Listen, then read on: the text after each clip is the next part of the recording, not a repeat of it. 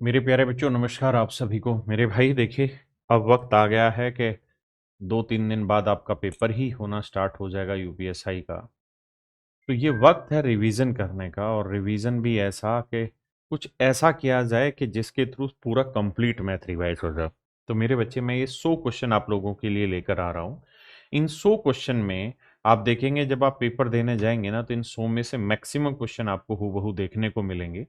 दूसरी चीज, ये 100 क्वेश्चन इस तरह से बनाए गए हैं, मतलब बहुत टेक्निकली बनाए गए हैं, ताकि आपका रिवीजन सारे चैप्टरों का हो जाए।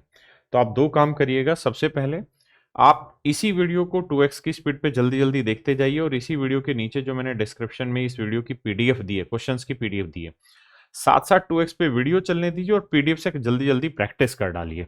और जो मेन मेन कॉन्सेप्ट मैं बता रहा हूँ, उन कॉन्सेप्ट को एक बार माइंड में बैठा लीजिए। बाकी पेपर से 2 दिन पहले पढ़ना छोड़ देना। नमस्कार, धन्यवाद भाई, आप सभी का स्वागत है इस वीडियो में। आई देखिए यार, सवाल ने कहा कि 0 से 9 तक किस अंकों का प्रयोग करना है और 5 अंकों की संख्याएं बनानी। तो भाई 5 अंकों की संख्या बनानी है, तो हमारे पास डिजिट कितने हैं? तो आप कहेंगे जी डिजिट अपने पास हो गए 0, 1, 2, 9 तक, यानी 10 अंक है। लेकिन पहले वाले में 0 नहीं भर सकते, तो इसका मतलब इसे भरने के आपके पास 9 ही तरीके हैं। आपने कहा ठीक है, अब 10 डिजिट थे, एक यहाँ भरा जा चुका, तो इसे भरने के 9 तरीके। 2 भरे जा चुके तो 8, फिर 7, फिर 6। अब मेरे बच्चे, मैंने देखना है कि इनको गुना करना है या सीधे सीधे। देख रहा हूँ कि यार सबके आखिरी में यूनिट डिजिट अलग अलग है, तो हमें पहली बात तो तय है कि 0 तो कभी नहीं आ सकता, क्योंकि 5 नहीं है। 9 9 81, 1 1 8 8, 8 7 56, 6 6 6 36, 6, यानी यूनिट डिजिट 6 आएगा, और 6 मेरे बच्चे एक ही ऑप्शन में, दैट इज ऑप्शन ए। देखिए यार, कितना बढ़िया सवाल पूछा है। सवाल ने कहा कि अगर x इस चीज के बराबर दे रखा है, अगर x की वैल्यू ये आपको दे रखी है, और कह रहा है कि दोस्त मेरे, अगर हम इसे 16 फैक्टोरियल से डिवाइड करें तो रिमाइंडर बताइए क्या होगा। तो आप कहेंगे देखिए सर, x की वैल्यू 8 का वर्ग 64 गुना, अच्छा यहाँ 15 फैक्टोरियल है, इसे लिखेंगे 16 गुना 15, इसे लिखेंगे 17 गुना 16 गुना 15, इसे लिखेंगे 18 गुना 16 गुना ना 18 गुना 17 गुना 15। यानी 15 फैक्टोरियल हर हाल में मेरे प्यारे बच्चों, 15 फैक्टोरियल हर हाल में आपका बाहर निकलेगा ही निकलेगा। 15 फैक्टोरियल कॉमन आ जाएगा समझने के लिए, अंदर बचेगा कुछ ना कुछ, यहाँ बचता चला जाएगा।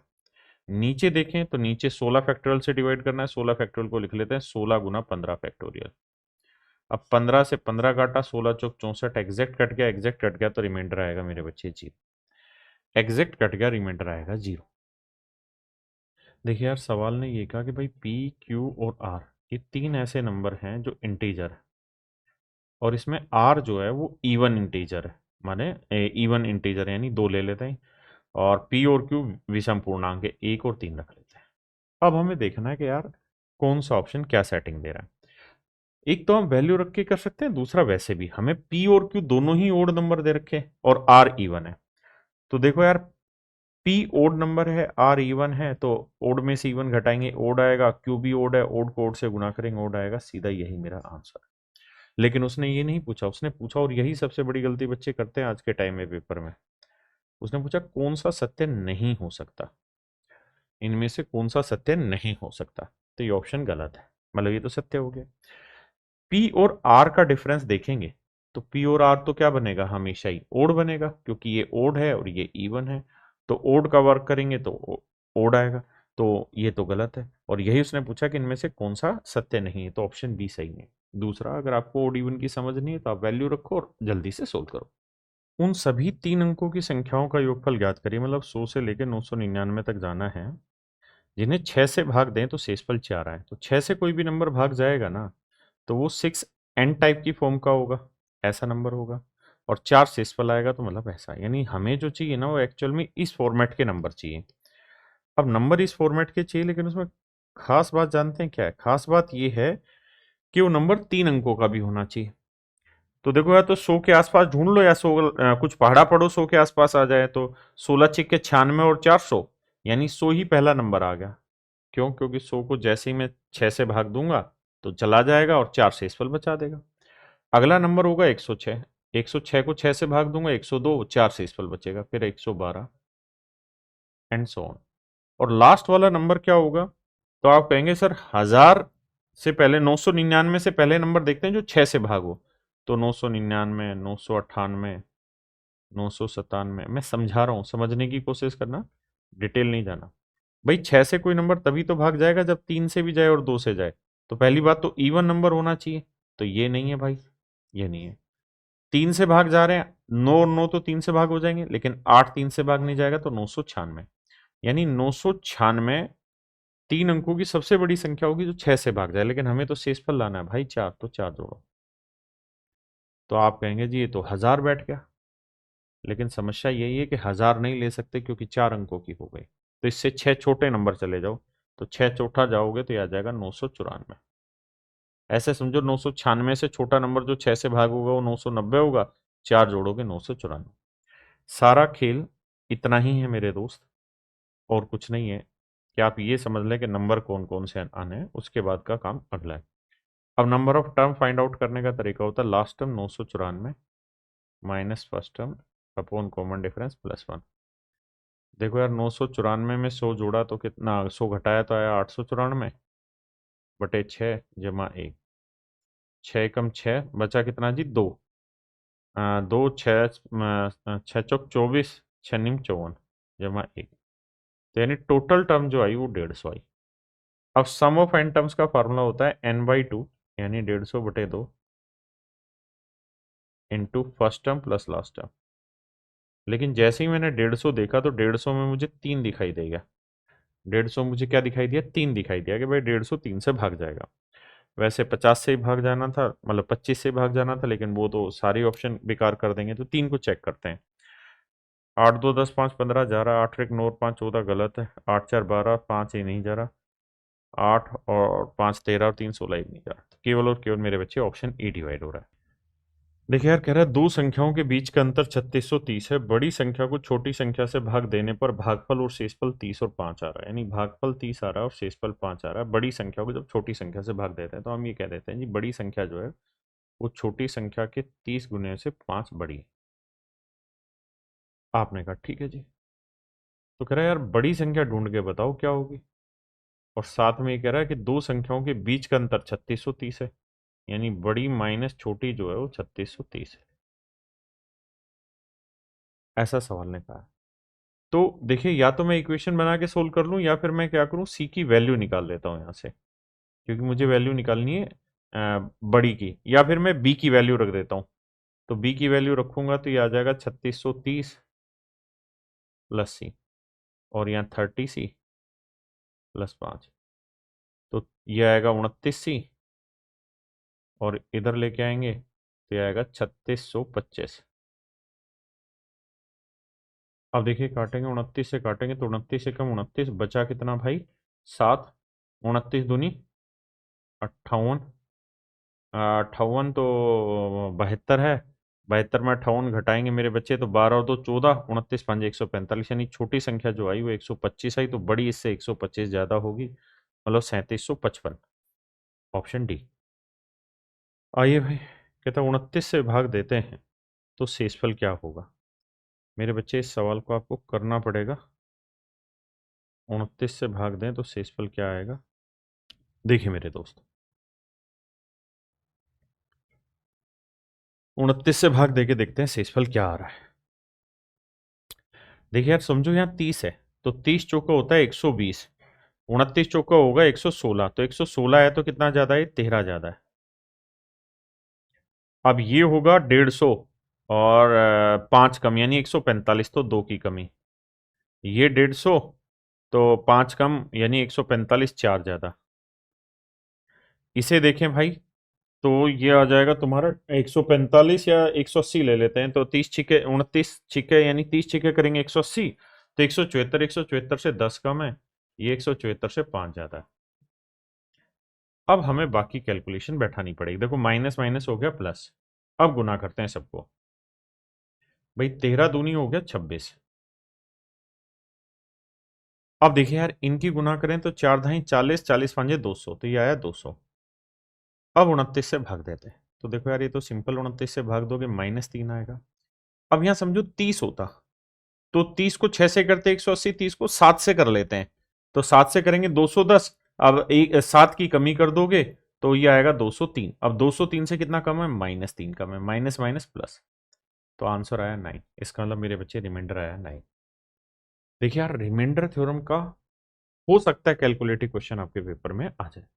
देखिए यार, सवाल ने पूछा कि जब आप 100 से 1000 के बीच में गिनती करते हैं तो अंक 5 कितनी बार आता है। तो एक बेसिक नियम मैंने सिखाया हुआ है कि जब भी 1 से 10 की पावर n तक कोई भी डिजिट आपसे पूछा जाए कितनी बार आता है, तो उसका एक बेसिक तरीका होता है n इंटू 10⁻n−1।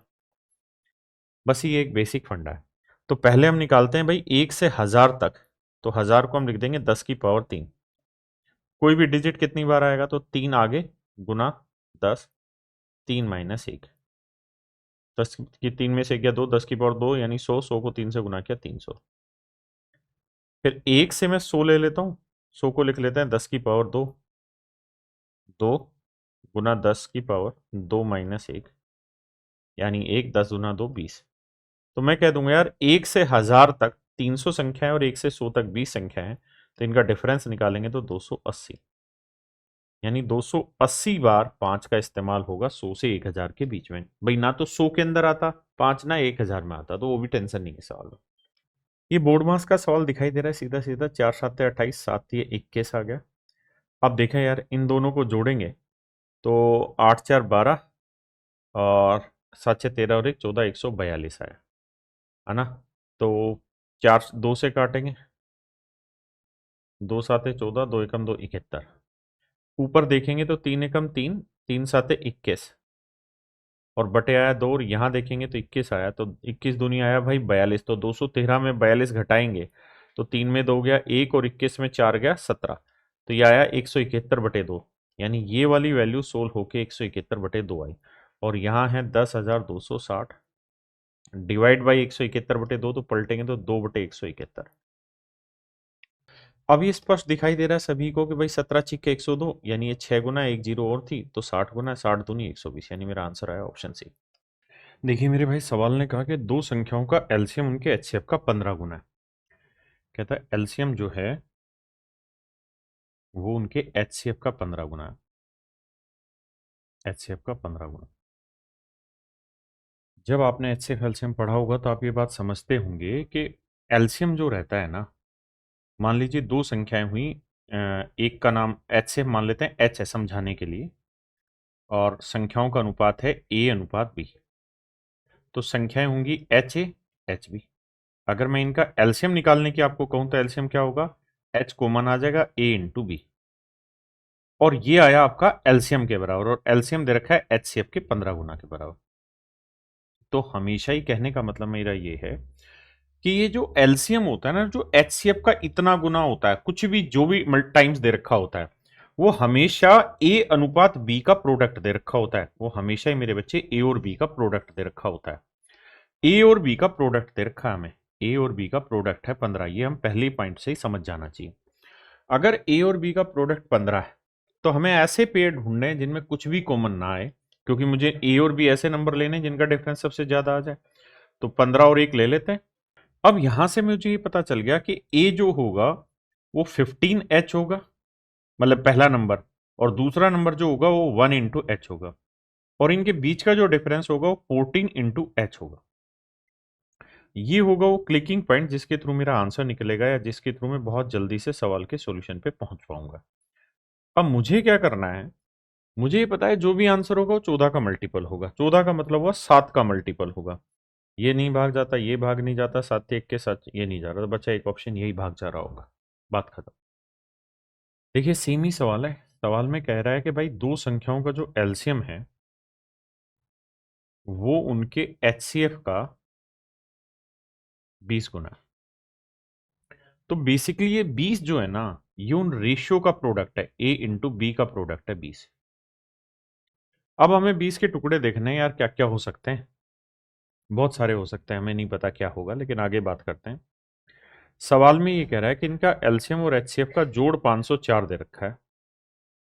एलसीएम और एचसीएफ का जोड़ 504 दे रखा है, और संख्याओं का अंतर जो दे रखा है ना वो 24 है। बहुत आसान है मेरे बच्चे। एलसीएम और एचसीएफ का जो जोड़ है वो 504 है। अगर एचसीएफ एच है तो एलसीएम इसका 20 गुना हुआ तो 20H हुआ। ये 504 है।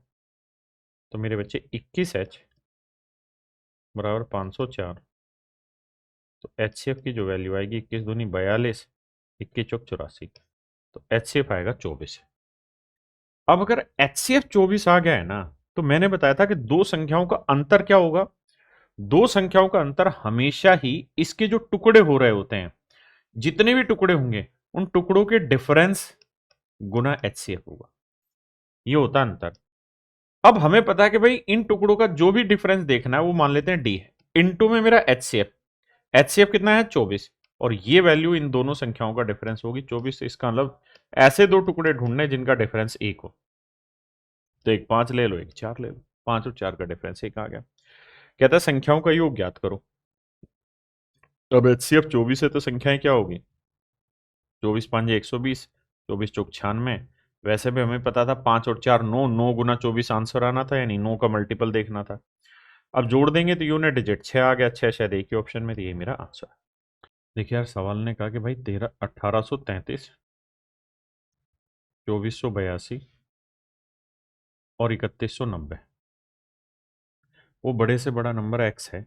जब इनको भाग देते हैं तो हर बार रिमाइंडर सेम आता है, वो रिमाइंडर का नाम y है, तो 3x - 14 y की वैल्यू बताइए। बढ़िया सवाल पेपर में आता है। तो मैं ऐसे केस में क्या करें कि इनके हर एक का डिफरेंस ले लें, है ना। तो इसका डिफरेंस ले लें, इसका डिफरेंस लेंगे तो 2 में से 3 गया, 12 में 3 गया 9, और 7 में से 3 गया 4, और भैया 24 में 18 गया 649। अब इन दोनों का डिफरेंस लोगे तो 10 में 2 गया 8 भाई, और 8 में से 8 गया 0, और 11 में मतलब 31 में 24 गया 7, तो ये आया 708। तो जो भी 649 और 708 का HCF होगा, वही मेरा वो सबसे बड़ा नंबर होगा जिसे भाग देने पर सेम रिमाइंडर आएगा। तो इनका HCF निकालने का बेसिक तरीका, डिफरेंस ले लो, 49 है तो ये 59 आ रहा होगा, तो डिफरेंस आ रहा, मतलब इनके बीच का डिफरेंस आ रहा 59 में।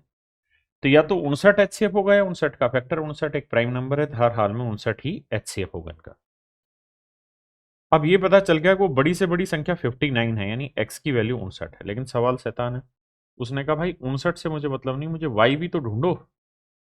y ढूंढने के लिए क्या होगा जी, भाई 1833 है, इसे 59 से भाग दे दो, तो समझो 60 है, 60 को 3 से गुना किया तो 9 है 27, और 3 5 15 और 2 17, बचा 6, फिर 63, फिर 59 पे जाएगा तो 4, तो शेष पर लाया 4, दैट इज y। अब उसने पूछा 3x, तो 3 गुना 59 माइनस 14y, y की वैल्यू 4। अब 9 27 यूनिट डिजिट से पकड़ा जा सकता है, 7 7 में 6 गया 1, यूनिट डिजिट से नहीं आ रहा क्योंकि एक आंसर है, ये दोनों नहीं है। क्या डिजिटल सम ले लें या सीधा ही कर देते हैं यार, 3 में 27, 3 5 15 और 2 17, और 14 चौको 56, क्यों बकवास करनी फालतू। 7 में 6 गया 1, 7 में 5 गया तो 121, ऑप्शन सी। देखिए मेरे भाई, ऐसे सवालों में खास काम क्या होता है कि सबसे पहला काम होता है कि कोई एक कॉमन टर्म ढूंढो। जैसे 2 9 7 का डिफरेंस है 16, 23, 30, 37 एंड सो। दूसरे में देखें 4 का 7, 4 11, 4 15, 4 19, 4 23। जैसे ही आपको पहली टर्म कॉमन मिल गई, समझो आपने आदिल जंग जीत ली, पहली टर्म होगी 23। अब इससे आगे की कॉमन टर्म ढूंढने की जरूरत नहीं है, क्यों, क्योंकि उसका एक बेसिक फंडा है कि आप ये देखिए, यहाँ डिफरेंस 7 था और यहाँ डिफरेंस 4 था, तो 7 और 4 का एलसीएम ले लो, वो आया 28। यानी हर 28 कॉमन डिफरेंस पे ये टर्म कॉमन आएंगे। 23 में 28 जोड़ा 51, 51 में 28 जोड़ा 79, ऐसे ही बनेंगे। लेकिन मुझे ये देखना होगा कि 632 के आसपास कौन सी टर्म है, 632 के आसपास कौन सी टर्म है जो कॉमन आएगी, क्योंकि 632 के बाद वाली तो कॉमन का मतलब ही नहीं है। अब ये बात तो बड़ी स्पष्ट है मेरे बच्चों कि जो 632 है, हमें इसके आसपास ढूंढना है कौन सी टर्म कॉमन आएगी। जो भी टर्म कॉमन होगी वो हर हाल में 23 जमा 28 का मल्टीपल होगी, है ना। क्यों, क्योंकि अब हर बार 28 28 जोड़ते जा रहे हैं। तो देखते हैं यार 632 के आसपास कौन सी कहानी सेट होती है ऐसी, जो इस पूरी सेटिंग को सेट बैठा दे। एक तरीका तो ये है कि मैं 23 को उधर ले जाऊं और फिर आसपास इसके मल्टीपल ढूंढूं। भाई जैसे 23 को इधर ले गए तो या समझो 33 ही है, ये 23 है, इधर 633 है, 33 में से 23 घटाएंगे तो ये बचेगा 610। अब बच जाएगा मेरे बच्चे 609। ये बचा 28 गुना के। अब मुझे देखना है कि 609 के आसपास कौन सा नंबर है जो 28 से भाग जाता है ना। तो आप कहेंगे देखो सर 28 दूनी 56, 28 दूनी 56, 2 पे गया और बचा 4, तो 28 एकम 28, यानी 21 ही टर्म बन पाएंगे। इसका मतलब जो इसका मल्टीपल चलना है ना के का, वो 21वां ही मल्टीपल चलेगा, 21वां ही मल्टीपल चलेगा। तो एक टर्म ये रही, 21 मल्टीपल 28 के आगे जा रहे हैं, नहीं 22 टर्म इसके अंदर कुल मिला के होगी। कितनी टर्म होगी मेरे बच्चे? 22 टर्म। अब सम ऑफ एन टर्म्स का फार्मूला होगा जी 22/2, 22/2 यानी 11। 11 जैसे ही मिला तुरंत समझ जाना चाहिए कि यहीं से खेल बन सकता है। 11 का मतलब 6 6 12, 12 हटा दो, 7 4 11 हटा दो, 7 6 13, 9 4 13, ये हो सकता है, 6 5 11 ये भी नहीं हो सकता। केवल और केवल एक ही ऑप्शन है सी, जो 11 से डिवाइड हो रहा है। आगे चेक ही नहीं करना। देखिए भाई, सवाल में पहले में कहा है कि 1 का क्यूब, 2 का क्यूब, 3 का क्यूब, ये 10 टर्म है और इनका जो जोड़ आ रहा है वो 3020 और 3030 के बराबर है। तो sum of cube of first n natural number, यानी पहली एन प्राकृतिक संख्याओं के घनों का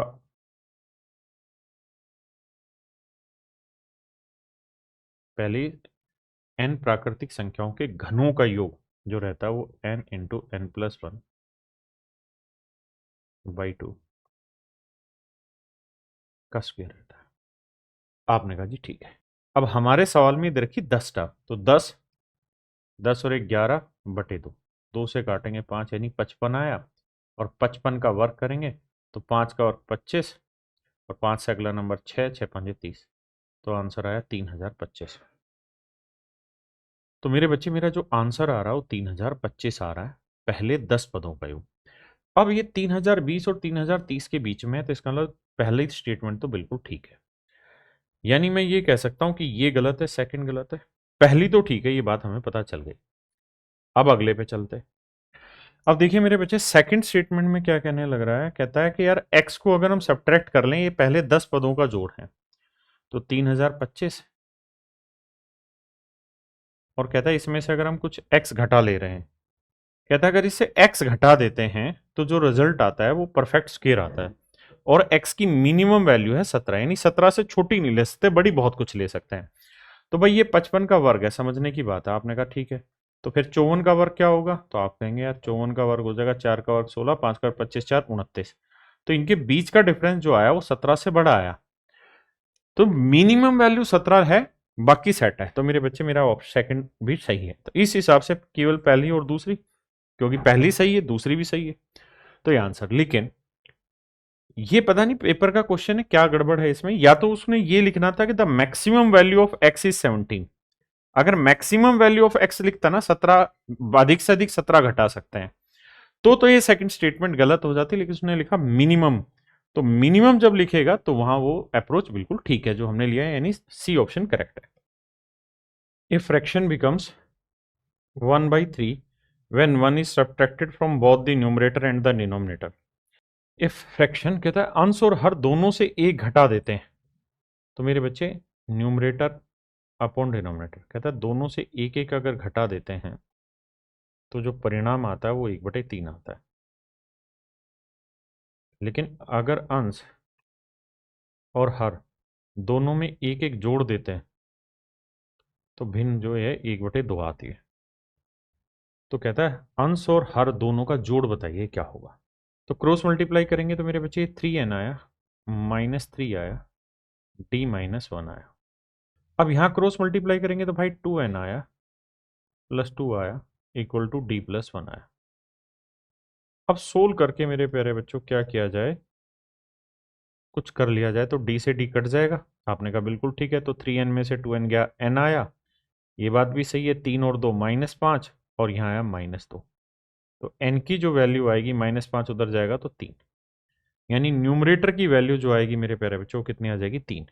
और अगर न्यूमरेटर की वैल्यू 3 है तो 3 को 3 से किया 9, 9 में से 3 गया 6, इधर एक जोड़ेंगे तो आएगा डिनोमिनेटर आ जाएगा 7, और मुझे इनका जोड़ पता करना है, तो 7 और 3 10, यानी ऑप्शन ए मेरा राइट आंसर। देखिए भाई, मिक्स फ्रैक्शन के क्वेश्चन आ जाते हैं सवाल पेपर में कई बार, तो आपको नोट करना है। 45 बाहर रखना है, 53 अंदर रखना है। 45 से कम 45, बचा कितना 8।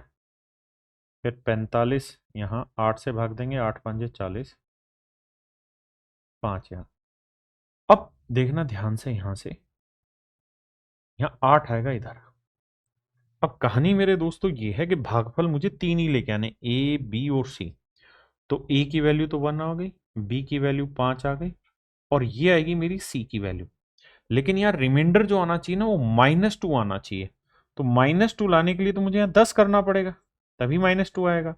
तो 10 लाने के लिए इसे किससे गुना करना पड़ेगा, 2 से। तो इसका मतलब सी की जो वैल्यू आ गई मेरे बच्चे 2 आ गया। वैल्यू रख देते हैं, ए की वैल्यू 1 थी तो 4, बी की वैल्यू 5 थी, और सी की वैल्यू 2 थी तो 3 दूनी 6, 6 4 10 में 5 गया, 5 मेरा राइट आंसर है, ऑप्शन सी। देखिए भाई, कह रहा है कि इनमें से कौन सा कथन सत्य है, which of them is true. और ऑप्शन देख रहे हैं तो 1 2 3 4 है, तो इनमें से कोई भी एक सेट बैठ गया, समझो उसी से आंसर निकल जाना है। मैं पहला ही ले लेता हूं। देखो यार, 5 और 2 7, 17 में 7 गया 10, 11 और 10 21। तो पहली बात तो ये कि जो इंटीजर वाला पार्ट है वो 21 आ जाएगा, है ना। अब बात करते हैं आगे, तो यहां बचा 1/2, 3/4, 1/5 और 1/10। आपने कहा ठीक है जी। अब इनका एलसीएम आएगा 20, तो ये आएगा 10, ये 4 5 20, 5 3 15, 5 चौक 20 और 10 दूनी 20। तो 15 और 10 25, 25 में से 6 गया तो 19 आया। तो बिल्कुल सही बैठ रहा है, यानी 19/20। अब 20 से गुना करेंगे, 21 दूनी 42, 420 और 19 439, बिल्कुल सही है। यानी पहली स्टेटमेंट एब्सोल्यूट करेक्ट है, और इसी से मेरा आंसर आ गया ओनली 1। क्योंकि 1 तो करेक्ट है, अब यहां 1 नहीं दे रखा, यहां 1 नहीं है, यहां 1 नहीं है, तो बचा एक ही ऑप्शन, फिर तो ए ही है, राइट है। कहता है यार ये कोई नंबर है और 33 से डिवाइड करना है इसे एग्जैक्टली, और A B C prime number है, तो बताओ यार इसका मैक्सिमम वैल्यू क्या होगी, 2a + 3b + c। तो देखो यार, 33 से भाग देने का मतलब है 3 से भाग गया, और 3 से भाग देने का मतलब निकालते हैं क्या है, 6 भाग हो गया, 7 2 9 भाग हो गया, 5 बचा। तो 5 जमा a + b + c, ये पेयर ऐसा होना चाहिए जो 3 से भाग हो जाए। 33 से तो तभी भाग होगा ना जब 3 से भाग होगा, और 5 को भी 3 से काटे तो बचा 2। आपने कहा जी ठीक है, ये पेयर ऐसा होना चाहिए जो 3 का मल्टीपल बने, 3 का मल्टीपल बने। आपने कहा ठीक है जी, इस पे बाद में डिस्कस कर लेंगे, अभी कुछ और देखते हैं, 11 वाला भी चेक कर लेते हैं। अगर 11 वाला देखें तो 5 जमा ए जमा बी जमा सी, अरे वाह, ये तो एक साइड हो गया, तो 5 जमा ए जमा बी जमा सी, इनका जोड़ 2 और 6 8 और 7 15, इनका जो डिफरेंस है या तो आए 0, या फिर आए 11, या फिर 11 का मल्टीपल। अब 0 ही ला सकते हैं, 11 इसलिए नहीं आ सकता कि ये ऑलरेडी 5 है ना। हाँ, लाया जा सकता है, 11 भी लाया जा सकता है, लेकिन हम 0 ट्राई करते हैं। तो 0 ट्राई करने के लिए a + b + c की वैल्यू क्या लेनी होगी, 10। लेकिन उसने ये कहा कि भैया 2a + 3b + c का मैक्सिमम वैल्यू चाहिए, और a b c क्या है, प्राइम नंबर है। तो देखो यार, एक तरीका तो ये हो गया कि भाई a b c की वैल्यू 10 हो सकती है, बिल्कुल ठीक है, 10 और 2 12, ये 3 से भाग जा रहा है। दूसरा, अगर मैं इस पूरे को ही 26 बना दूं, तो 26 में 15 गया, 11 आ गया, तो 26 है तो ये 5 है, तो ये कितना होगा, 21 होगा। तो a + b + c की वैल्यू 21। अब इसका मान अगर मैं 21 ले लूं, तो 21 और 2 23, 23 11 ना 3 से भाग नहीं जाएगा। तो ये बात तय है कि सर हर हाल में a + b + c का मान 10 ही लेना होगा। आप कहें जी और भी तो बड़ा ले लेते हैं, अरे भाई 11 से बड़ा अगर तुम्हें 22 डिफरेंस लेके आना है, तो 22 डिफरेंस लेके आने के लिए 22 और 15 कितना हो गया, 37 लेके आना पड़ेगा, और 37 यहाँ संभव ही नहीं है, क्योंकि मैक्सिमम 27 जा सकता है 3 अंकों का योग। तो इसलिए अब आपको ये आंसर मिल गया कि भैया 10। अब 3 प्राइम नंबर है, और 3 प्राइम नंबर का जोड़ 10 है, तो ये तो तय है कि वो होंगे 2 3 5, इसके अलावा तो कुछ होंगे नहीं। अब मुझे देखना है कि इसका आंसर मैक्सिमम लाना है, तो मुझे बी को सबसे बड़ा लेना चाहिए, तो बी को ले लेता हूं मैं 5, तो 5 3 15। फिर लेना चाहिए मुझे ए को बड़ा, क्यों, क्योंकि ए के साथ 2 है, तो ए को ले लेते हैं 3, 3 दूनी 6, और फिर बचा हुआ सी डाल देते हैं। 15 और 6 21 और 2 23। तो इसकी मैक्सिमम वैल्यू जो आ सकती है मेरे बच्चे वो 23। 10 अंकों की कहता है ये संख्या दे रखी है 88 से डिवाइड होनी है, तो 88 का मतलब है 8 से भी भागो और 11 से भी भागो। और सवाल में कह रहा है कि यार X square plus Y square की मिनिमम वैल्यू निकालनी है। जो सबसे बड़ी और इंपॉर्टेंट चीज़ है वो ये कि मिनिमम वैल्यू चाहिए हमें। मतलब मेरे दोस्तों हमें मैक्सिमम वैल्यू नहीं चाहिए, we need to find it minimum value. अगर हमें इसकी मिनिमम वैल्यू चाहिए तो क्या करें? तो कहानी ये है मेरे दोस्त कि मिनिमम वैल्यू चाहिए हमको। अब 88 का मतलब 8 से भाग जाए, और 8 से भाग जाने के लिए आखिरी 3 अंक। अब देखिए यार, एक नियम रहता है कि अगर हम किसी संख्या को 8 से भाग दे रहे हैं और अगर आखिरी, और ये संख्या 8 से भाग जाने वाली है, और अगर आखिरी 2 डिजिट 8 से भाग हो जाते हैं तो हर हाल में ये डिजिट इवन होगा। लेकिन अगर हम किसी 3 अंकों की संख्या को 8 से भाग दे रहे हैं और आखिरी 2 डिजिट 8 से डिवाइड नहीं होते हैं, तो इसका मतलब ये नंबर हर हाल में विषम होगा, ये नंबर मेरे बच्चे ओड होगा।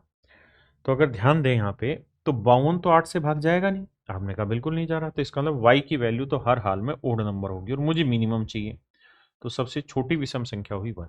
आपने कहा जी मामला बिल्कुल सेट है, सबसे छोटी विषम संख्या हुई 1।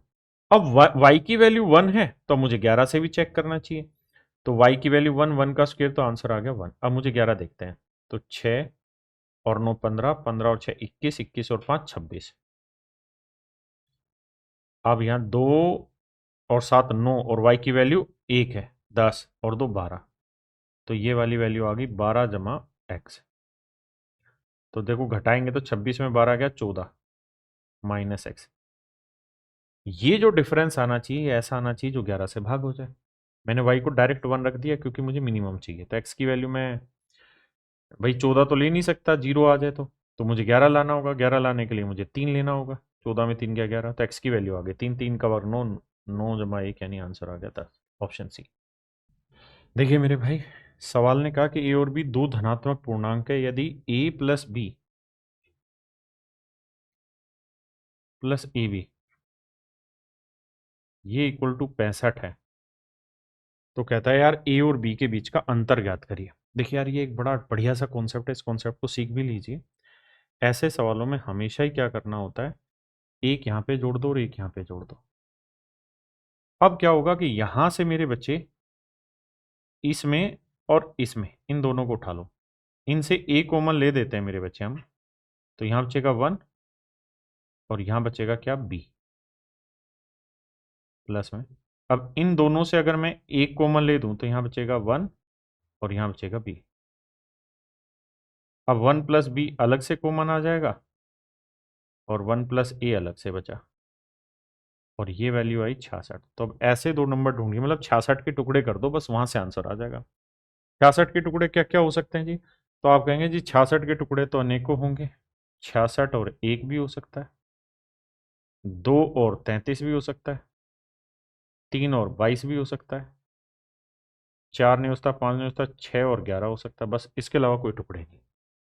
अच्छा, मैं इन टुकड़ों को रिजेक्ट भी कर सकता हूँ 66, क्यों? क्योंकि अगर 1 प्लस बी 66 है तो बी की वैल्यू तो 65 हुई, जबकि बी की वैल्यू 15 से छोटी होगी, ए और बी दोनों की वैल्यू 15 से छोटी होगी।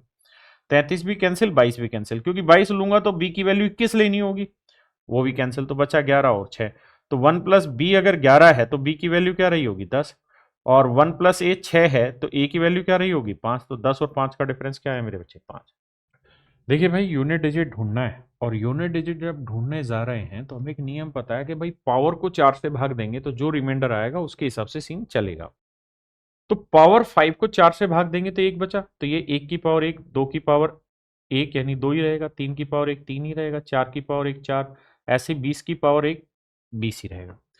यानी 5 पावर है तो 4 से भाग देते रहेंगे तो हर बार कटता कटता एक एक पावर ही बचेगा। अब ये sum of first n natural number हो गए, इसे जोड़ लो, तो n into n plus 1 by 2। समझ में आ गया, यूनिट डिजिट 0 आ रहा है, बात खत्म, ऑप्शन ए। देखिए यार, बढ़िया सवाल है, कहता है, और ये सवाल आ सकता है आपके यूपीएससी में, 17,408 का सबसे छोटा भाज्य गुणनखंड गुणज 2 है। 17,408 का सबसे छोटा भाज्य गुणज 2 है, और कह रहा है कि 17,408 को